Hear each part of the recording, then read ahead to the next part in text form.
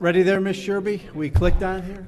All right. I'd like to call tonight's meeting to order. Today is Tuesday, June 24th, 2014. We have a board meeting followed by the committee of the whole. Pledge of allegiance.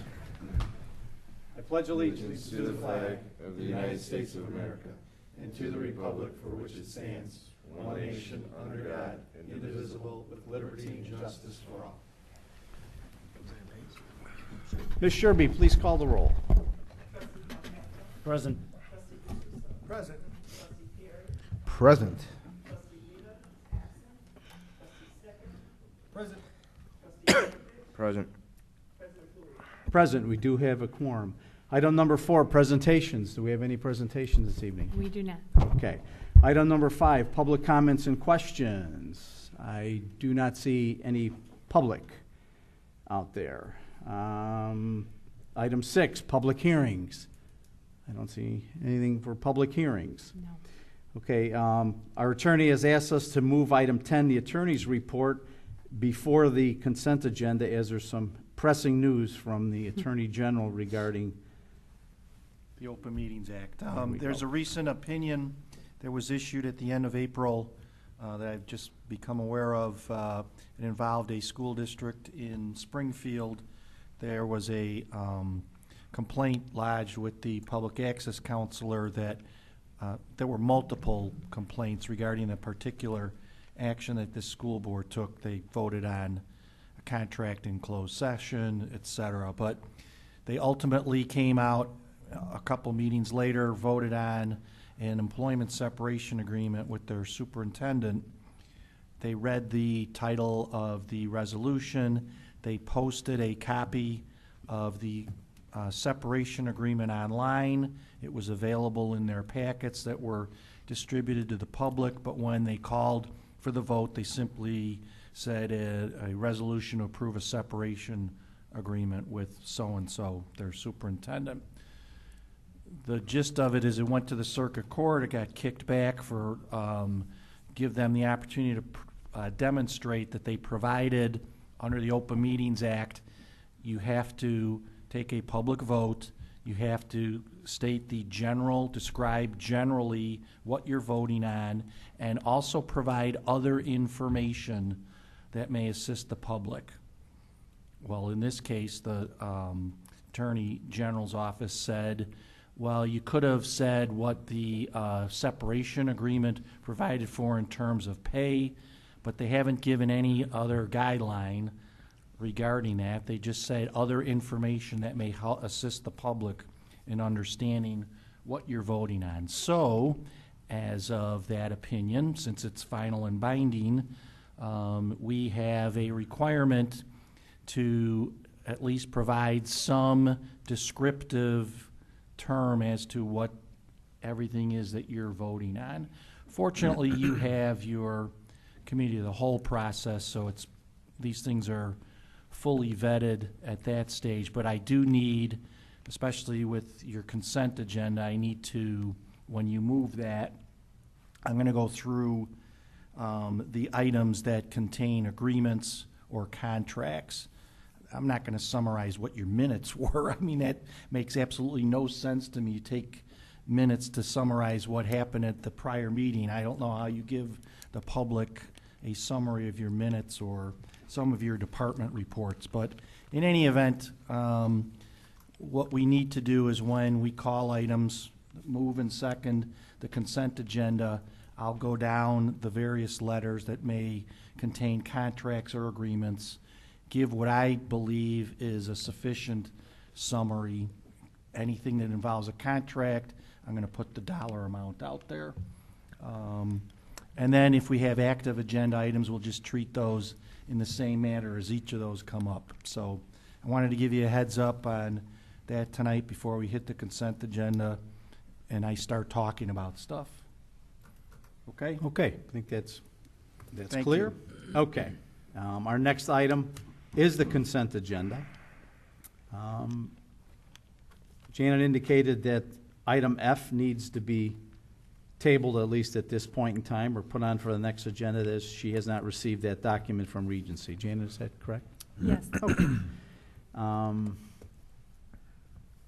Mike, are there any ones that jump out at you? I would think maybe E. As soon as, if you get a motion in a second, I'll give the summary. Okay. Because you still need, there may be something removed from the agenda, so. Okay. Does anyone want anything removed out of A through G? If not, if there a motion and a second? Motion. Motion Second. by Angelo, second by Frank? Michael? Okay, if it's not apparent to the members of the public, the item A is approving the record of bills to pay various bills in the amount of $728,415.56. I would comment that that's probably, a good way to list that, and if it's that way in the future, I don't think I have to say anything more about that, since you always have a dollar amount in there. With respect to item C, the ordinance approving an amendment to section 1403.910 entitled Driveway Approaches, I would point out that the amendments that we have made are replacing the ability to use asphalt for a driveway approach. We are now prohibiting the use of asphalt for driveway approaches that are being replaced. And we have also provided that when replacing a driveway approach, any mountable or rollover curb at the driveway is required to be replaced with a depressed curb and gutter. We prohibit sawing off the top of the curb. You need to accomplish this by saw cutting and removing the limits of the existing curb and gutter and replacing with a depressed curb and gutter. Merely sawing off isn't sufficient. The next item that is on the agenda, item D, is a contract awarded to Simplex Grinnell Limited Partnership for the installation of a fire alarm system at the Village Hall in the amount of $62,458. Item E is a resolution approving change order number 1 for the Crestwood Reservoir Control System Upgrade Program in the amount of $4,650.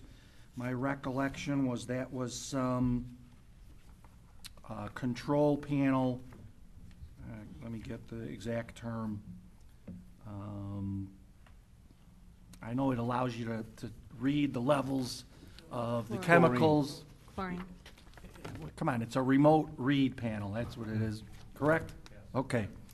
And that, as I said, was in the amount of $4,650.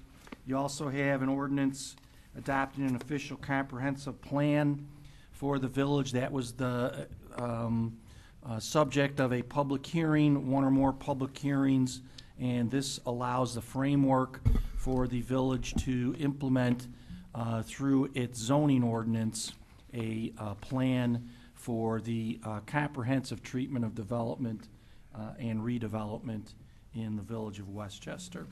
So, having said that, I think the public should be sufficiently apprised.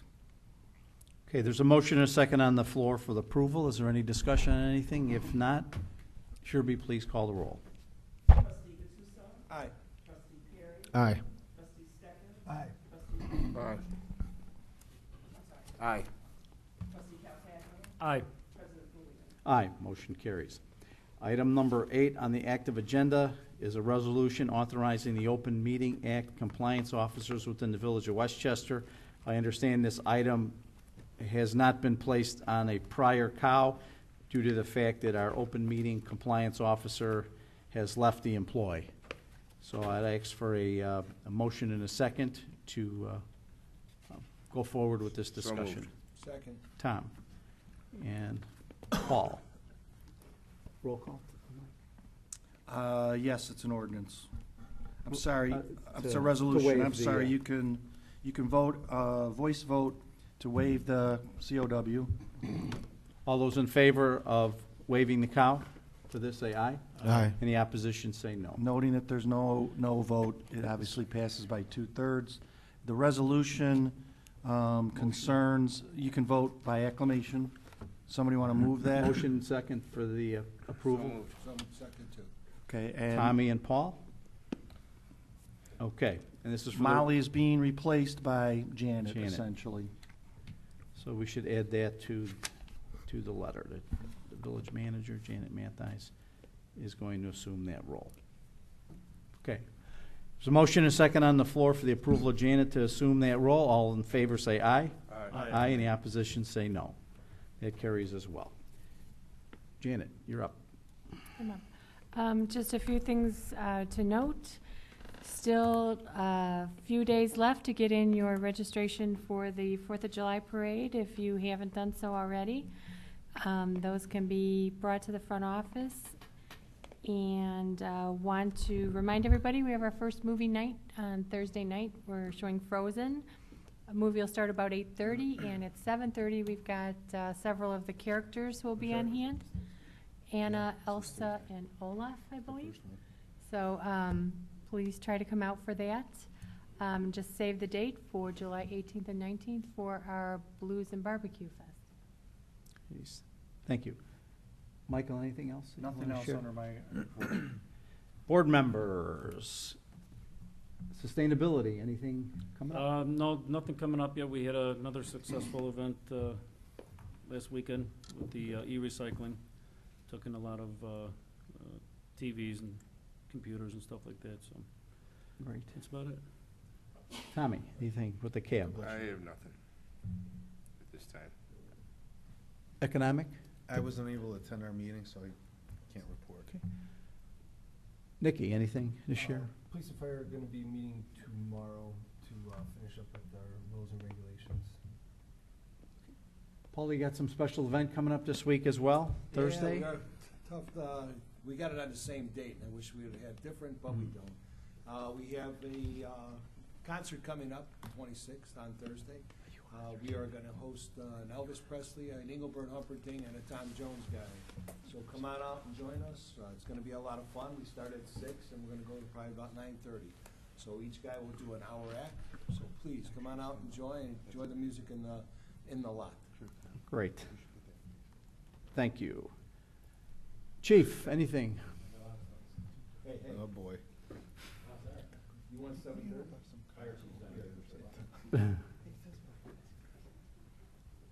Back in March, I was working with the administrative consultants. It was a grant writer, which I had included in my budget, which was approved for the $8,000 to approve the agreement with administrative consulting specialists.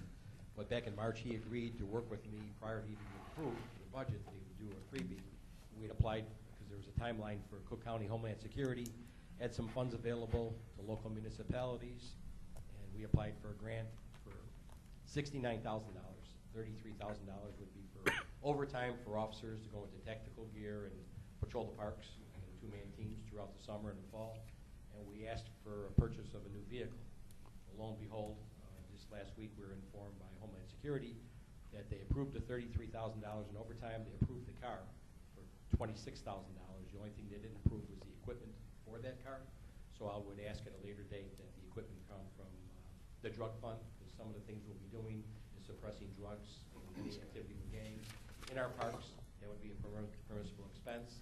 So the money we asked for, they approved the overtime and the car, just not the equipment for the car. So they awarded a little over $1 million. So if you look at the numbers, I think our request was about 5% of what they gave throughout the whole county, which is pretty significant. We got that awarded to us. So there's a meeting at the county building on Thursday. Lieutenant O'Hagan will attend the meeting. They'll discuss an agreement. I'll bring back the agreement for the board to review. There's no match on our end. It's just 100% funded by the county, the overtime of the car.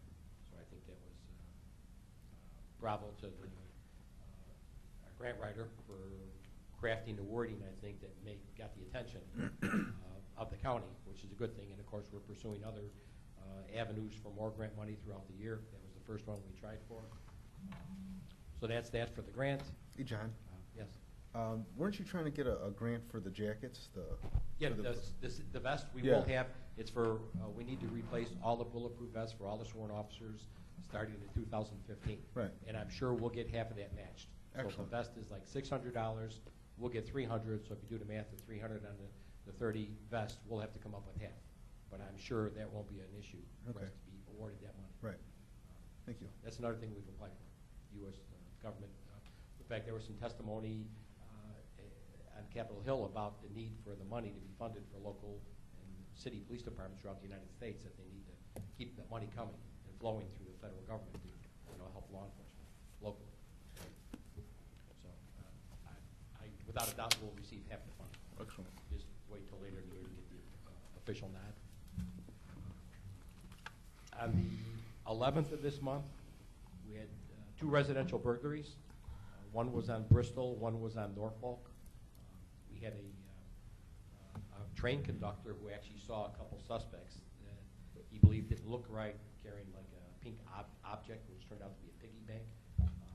We had a photograph from Mullins Foods in Broadview that actually captured the 2 suspects on a camera surveillance system that they have on their parking lot when these individuals went across the bridge like 25th and Roosevelt.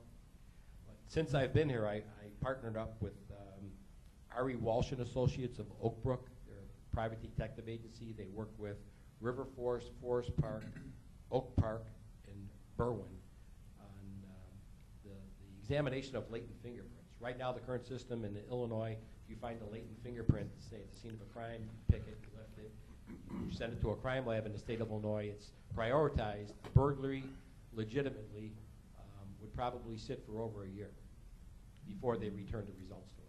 If, in fact, the suspect had a fingerprint on file for an arrest. Ari Walsh and Associates has stepped up the process. They have former chief of River Forest, Chuck Schauer, who's a fingerprint expert, and he does work for the federal government. He'll read the fingerprint for the local agency for a nominal fee, and then we ask for permission to access the database of the AFIS, which is the automated fingerprint identification system. We are currently waiting approval from the state police. There's only like 5 agencies in this Cook County area that have direct access to this information. So we're the 5th agency waiting for approval. If nothing else, we could run our fingerprints through Berwyn. That's how I found out about this program. I talked to the head state's attorney from Cook County. He acknowledges it's a legitimate means to identify suspects is to speed up the process, get direct connectivity through your police department. And the only training would cost for us is like $1,000 for our people to be trained to be like better equipped to identify a workable fingerprint. So if it's a smudge print, we don't want to waste our time sending it in. In any event, with this most recent 2 burglaries, we submitted the print to this Chuck Schauer. He said for free he would take the print and run it for us through another agency, which is already authorized, the 4 agencies, either Cook County, Forest Park, River Forest, or Berwyn. We got an identification off one of the suspects. Turned out he had a traffic arrest in the past, so his fingerprints were on file. As I speak, we have 2 suspects in custody. They've already given us written and verbal statements that they were the burglars in Westchester on the 11th. And that was as a result of a fingerprint left at the scene, 2 items of jewelry that we recovered at a pawn shop through another automated system that we have access to. We're able to have the victims of the resident identify the jewelry, and we're getting approval from the state's attorney as we speak on the burglary charges. That's pretty Good job. That's awesome. That's really and good. it's unbelievable to solve 2 residential burglaries since the 11th of this month. Normally it would have been like a year's time. That should go in the paper. So that's huge. We've had some recent car burglaries. Unfortunately, we put a NIXL alert out over the weekend for those people that are subscribed to our NIXL alert system.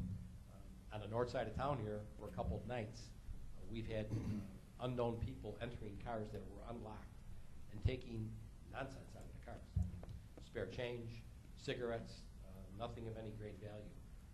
We know there was a suspect apprehended the other night in Broadview who was like really under the influence of some kind of narcotic that was shipped off to the hospital.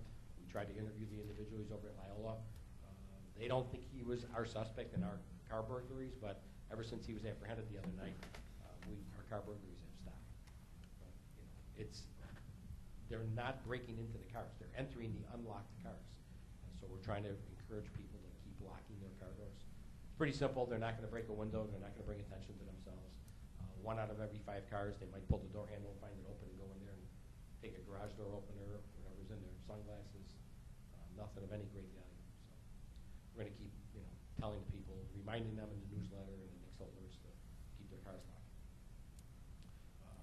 roadside safety check for seatbelt enforcement. That's courtesy of, again, an IDOT grant. So we're staying on top of all the grants through IDOT, which we traditionally had in the past. And my sergeants meeting that we had a couple weeks ago, one of the sergeants had a couple great ideas that I'm going to follow up with the board at a later date, talking about parking in the alleys. If we want to create an ordinance that would restrict parking in the alleys. There's some towns that he has made reference to that has specific language to not allow that kind of parking.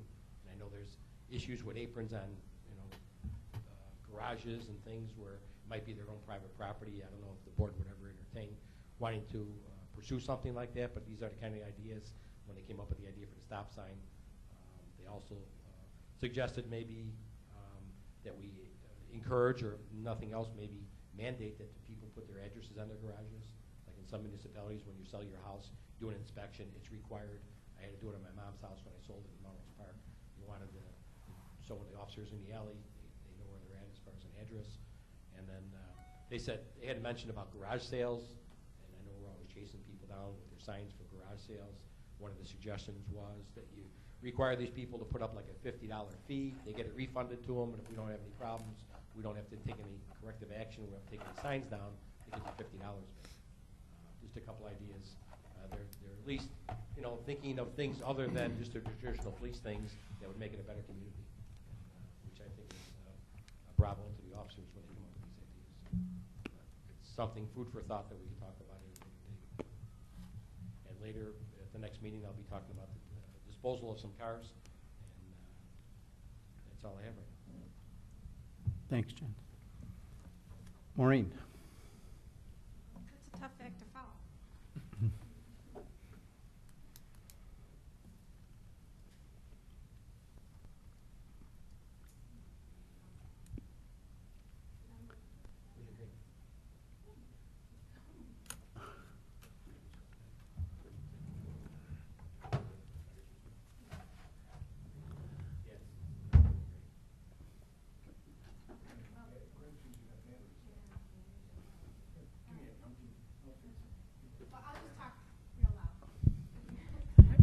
So you're going to tell us that you found $1 million for us to spend. That'll top John. Unfortunately. I don't have such exciting news. Really, I don't have that much to report on this evening. We, again, are You fixed still it. wrapping up with the implementation of the new finance system. That seems to be going pretty smooth now that we're getting through almost a full month of that now. And again, we are still preparing for our audit that will be coming up on July 28th. And that's all I have to report. Great. Thank you. Robert. We have a busy summer. All of our projects are underway, or at least moving toward a bid. Our 2014 street rehab project, the paving, we're about 75% finished with the phase 1. Phase 2 is scheduled to start in August. Our 2014 street rehab for concrete, same boundaries, and our Dooley contract where we're doing curb and gutter and aprons. That's well underway. The Crestwood controls, we're meeting with the contractor tomorrow to go back through Crestwood and review what he's got. A lot of his parts are on order. They came in, and we'll start the install this week. We've awarded are awarding tonight the construction contract for the fire alarm for Village Hall. I've reviewed the preliminary plans with the engineer and had discussions with MWRD about the Mayfair project. So that's moving along as well, and I'll keep you updated as we move forward on that. We placed our ad today for bids for the emergency generator for Village Hall. So that will be bid tentatively. We're looking at a July 15th bid, a pre-bid meeting on July 8th. Painting of the tank, that's scheduled to start on or about July 21st. There's a couple steps we have to go through first. IEPA has to approve the project, and we expect that in the first or second week of July. Jetco is the winning bidder, and we have a pre-conference meeting scheduled on the 10th of July. Our in-house paving program is progressing, working well. We're getting enough gaps between the rain to keep paving. We just got the contract signed for the Portsmouth sewer. That's a new 10-inch sewer. It's going to reconnect 20 houses on Portsmouth Avenue, about 300 feet of sewer line. It was in really bad shape. That's the 1300 block of Portsmouth. Just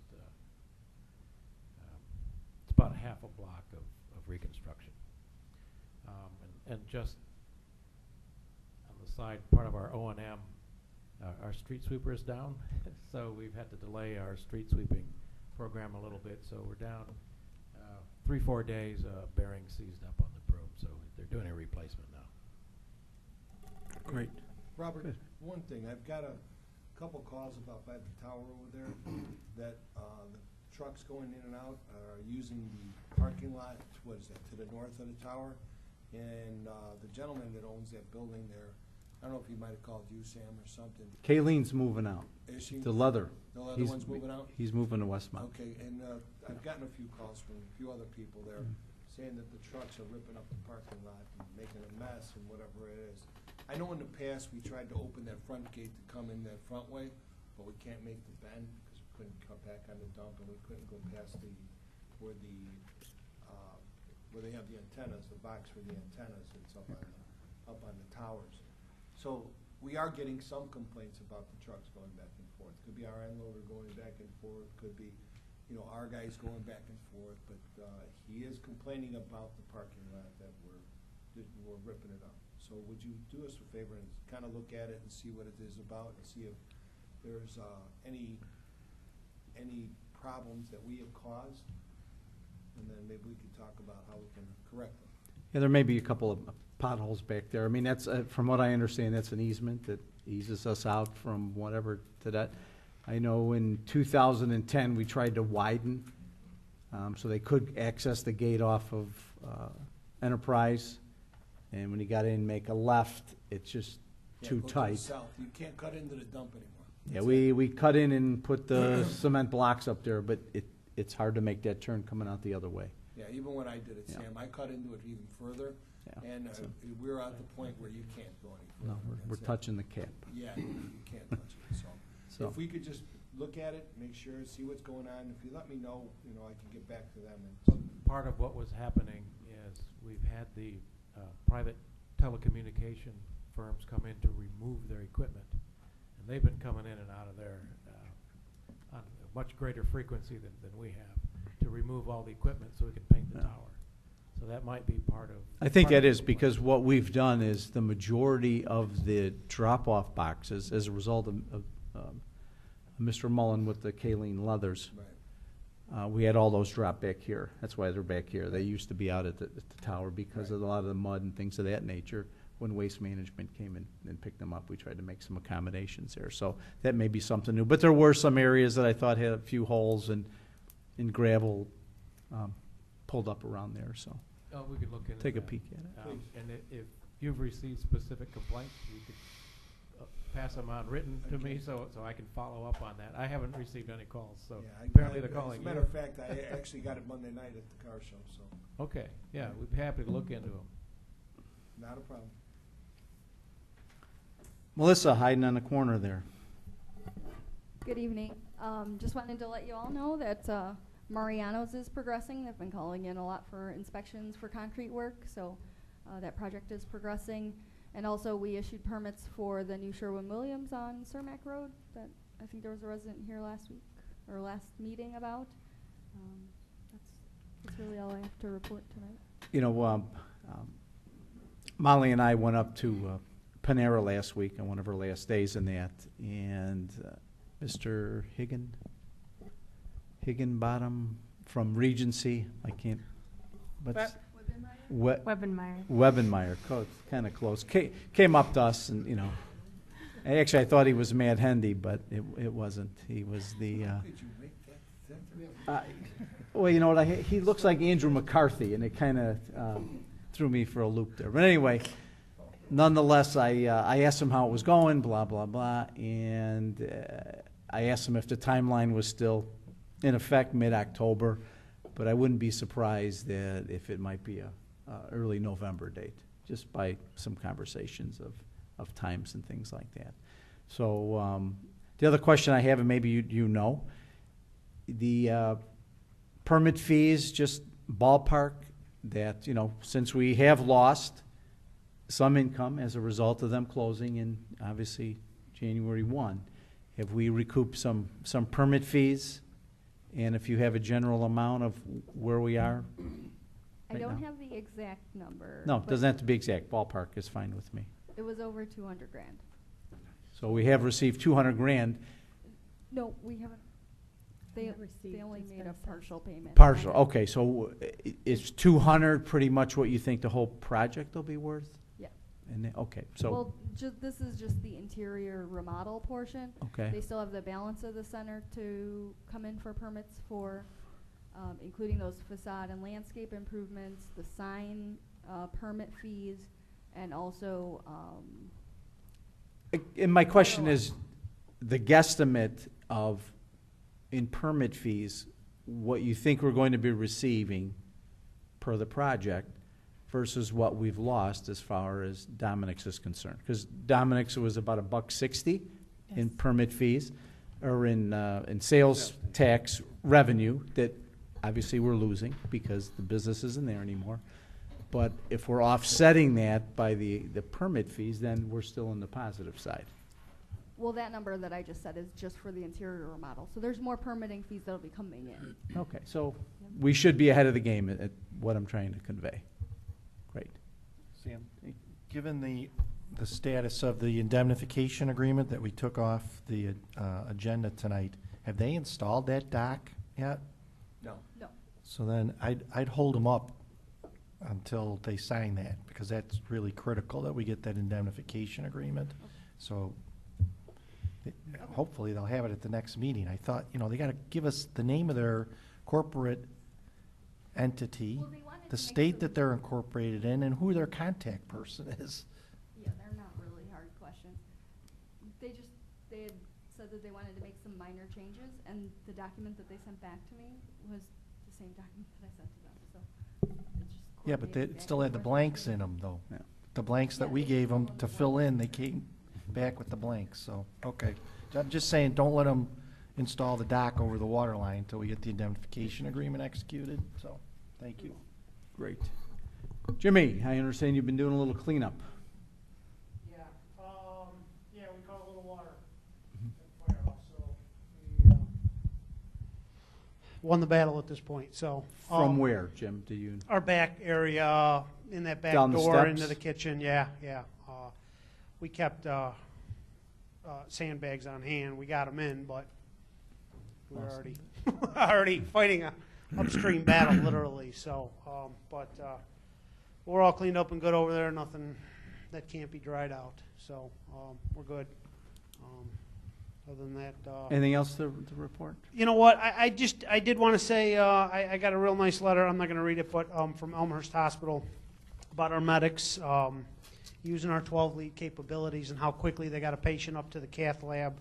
The goal is to have them up there in 90 minutes at Elmhurst Hospital. Their personal goal, or their hospital goal, is 75 minutes, and they got there in less than the 75 minutes from the time they got the call to get the patient in the hospital directly to the cath lab. So that's a big deal, potentially saving that person's life. So, Great, yeah. but besides that, I think that's all I got. Thanks. Gregory? Well, since he forgot to say it, I'll say it, that the Zetron is being installed. And we're about halfway done, and I'm not necessarily overseeing it. I've just gone over a few times when they had some questions.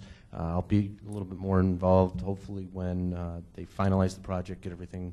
Right now, they're just doing more of the infrastructure work before they get the other equipment that's going to communicate. Once they get that, and they need some assistance making sure that all the links work, that's where I'll basically come in.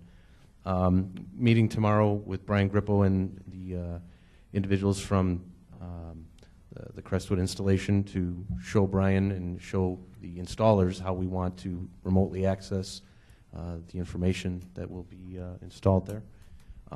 Another piece of information from the license plate reader, something that I haven't necessarily, I don't look at every day or unless I'm asked to look or have some information that I need to review on it.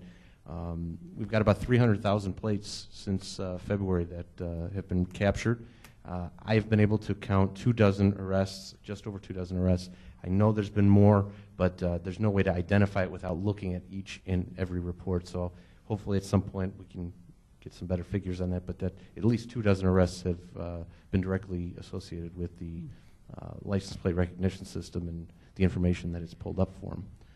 And lastly, of course, I know you're going to probably have a word or two to say about Molly's departure, and I just I publicly wanted to say and wish her well on her future endeavors. I know she wants to go to school, and hoping that when she becomes a village manager one day after she gets her degrees, that she'll still remember who I am, and I'll consult for her in my retirement years. That is all I have. Great. Thank you. Sherby, anything, dear? Nothing. I would like to wish Sherby a belated happy birthday. Sherby had a Happy birthday birthday. on Sunday. All right, my turn. Just a couple items. I did receive a letter from Mayor Calderon from Forest Park. Jim, this is directed pretty much to you and your folks. My most sincere gratitude to you and your staff, specifically the Westchester Fire Department, for its assistance on Thursday night, June 12th. Friday morning, June 13th, we experienced a fire in a multi-unit senior citizen apartment building at 1020 Des Plaines. Westchester Fire Department responded with its fire chief and fire engine and helped us ensure the safety of each resident. Although there was some property loss, I'm confident that personal injuries were averted and less damage realized given the prompt assistance we received from your fire department, from Anthony Calderon, the mayor. So thank you as well. I'm not sure if you received a letter in that regard, but I will pass this along to Jimmy, and you could share it with your staff as well. Second bit of good news I received. Usually it comes differently. I don't often write letters, but this one is warranted. During last night's heavy thunderstorms, bolts of lightning hit the towering sycamore tree in front of our home at 10830 on Hastings, at least twice in quick successions, perhaps 20 feet from where my family and I were sleeping. Come morning, we found much of the bark from the tree scattered about and a couple of splits in the trunk. I phoned the Public Works Department. In less than 10 minutes, workers were on site to inspect the damage. They said an arborist would need to see the damage later in the day to determine what ought to be done. Within 10 minutes, an arborist was there and decided the tree should come down. 10 minutes after that, the tree company, trucks, heavy equipment, several workers arrived. The crew provided themselves to be very quick and competent, taking down that tall tree in sections to ground level, grinding some of it up, hauling it away, several large sections of trunk, and cleaning up the debris in the yard and the street in what must be record time. Not much more than 2 hours had elapsed since my phone call. Someone said I had Carl to thank for such quick and efficient work. Well, I'm thanking Carl with this letter and informing you as a newcomer to Westchester that I'm very much impressed by your crew's prompt response and efficiency. So I will give this to you, Robert, and you could share this with Carl and staff as well. So pretty much that's all I have. I'm sorry. Oh, yes. I don't know if most of you know or do not know this, but Mrs. Lucchese passed away. Mrs. Lucchese lived on Westchester Boulevard, the daughter of Gaston Lucchese.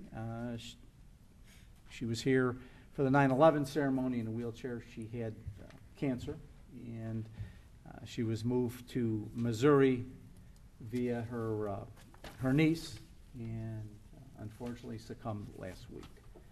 So I think July the 6th, there's a memorial service at Convoys for her. If you remember, we named the little path leading to the fountain as Lucchese Lane in recognition of not only her love of Westchester, but certainly for the monies and things she gave us to put that fountain up.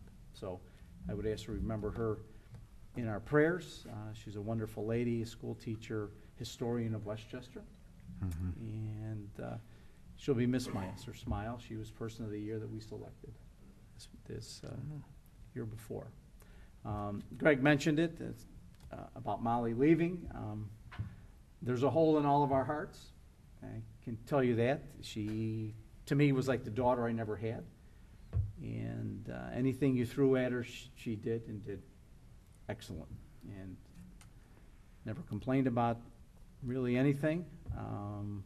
She did a great job for us. I wish her well in her new position. I know she wants to go back at school, and like Greg said, she wants to be a village manager, and she'll probably be one someday. And I know she'll give 110% like she gave to this village the time that she was there. So she will be missed. She was part and parcel of a lot of programs that we have in effect in operating today, but just a kind of thought in the office, hey, can we try to do this? And next thing you knew, it was done.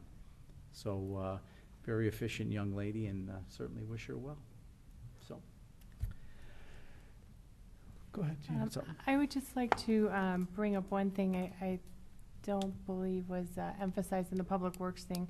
In conjunction with the painting of the water tower, we will be enforcing a mandatory watering ban once the tank painting starts, and that ban will be in effect from July 21st through October 31st. We are publishing that in the newsletter and alerting all residents. So unfortunately, it will encompass the hottest months, but it's necessary to protect our water supply during the painting. Okay. All right, executive session, do we have something Brief. later? After the cow, under 5 Ilix 122C1, appointment, employment, compensation, discipline, performance, or dismissal of specific employees of the public body. Is there a motion and a second to adjourn our board meeting? So moved. Second. Tommy. Who got the first? Nick? Tommy? Second. All those in favor of adjourning our board meeting, say aye. Aye. Any opposition, say no. We stand adjourned. We'll move right into the committee of the whole. I'd like to call it to order.